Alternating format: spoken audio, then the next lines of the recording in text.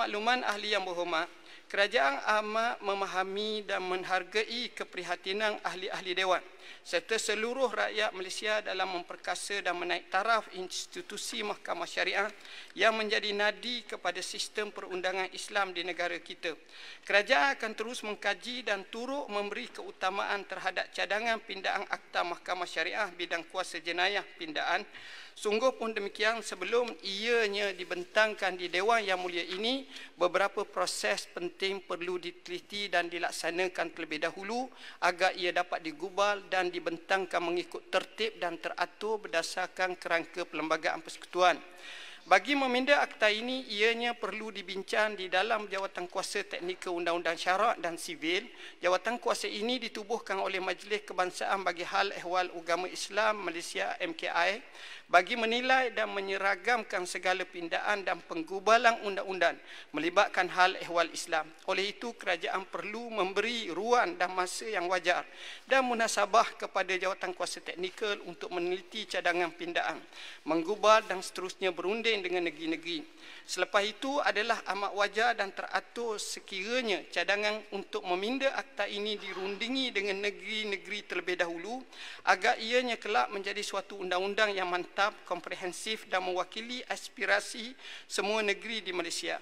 Pihak-pihak berkuasa negeri seperti Majlis Agama Islam Negeri, Mahkamah Syariah Negeri, Jabatan Pendakwaan Syariah Negeri, Jabatan Agama Islam Negeri, Pejabat Mufti Negeri dan Pejabat Penasihat Undang-Undang, Pejabat Peguam Besar Negeri perlu dirundingi dan disantuni terlebih dahulu dalam proses penggubalan akta ini, kerana pihak-pihak inilah yang akan terkesan secara langsung dengan penggubalan akta tersebut. Oleh celahan Yang Berhormat Menteri. Silakan. Kelembagaan baru. Terima kasih. Yang Berhormat Menteri, saya ucapkan terima kasih.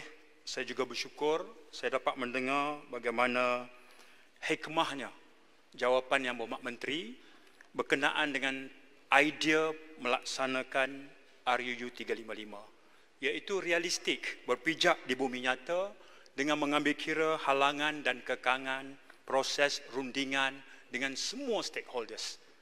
Saya tidak ada khilaf sama sekali dari sudut menerima. Ya.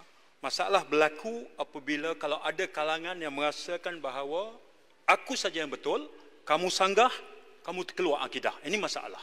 Jadi bila saya dengar, saya ucap terima kasih banyak. Memang itu saya hargai sangat. Cuma Yang Berhormat, saya nak tanya, agak-agak tu bila boleh buat? Ya, tadi dah sebut dah mekaniknya, prosesnya, perundingan. Alangkah cantiknya kalau perancangan itu diikat dengan satu tempoh masa. Saya nak bagi tahu orang kuliah ni, bila? Satu. Yang kedua, oleh kerana masa pun tinggal 8 minit, adakah Yang Berhormat akan jawab juga isu tabung haji? Akan menyentuh isu tabung haji? Terima kasih. Sila Menteri.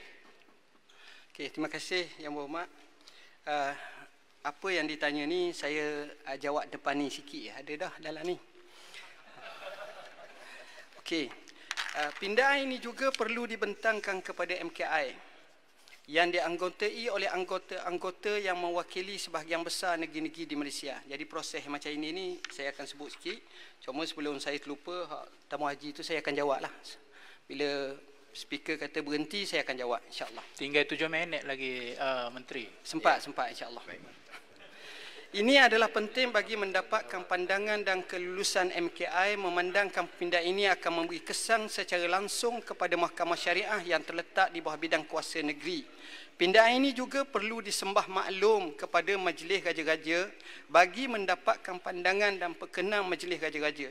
Hal ini kerana segala hal ehwal berkaitan dengan agama Islam, termasuklah Mahkamah Syariah dan Undang-Undang Kesalahan Jenayah Syariah adalah di bawah bidang kuasa ke bawah Duli Yang Maha Mulia atau Duli Yang Maha Mulia Sultan, Raja dan Yang di-Pertuan Besar Negeri yang merupakan ketua agama di negeri-negeri jajahan takluk baginda, serta ke bawah Duli Yang Maha Mulia Seri Paduka Baginda Pertuan Agong bagi negeri-negeri yang tidak beraja untuk mendapatkan pandangan dan perkenan baginda-baginda.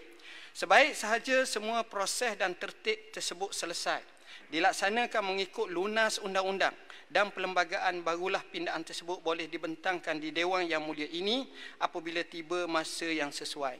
Saya berharap insya-Allah ia akan dapat direalisasikan sebelum daripada saya mati insya-Allah.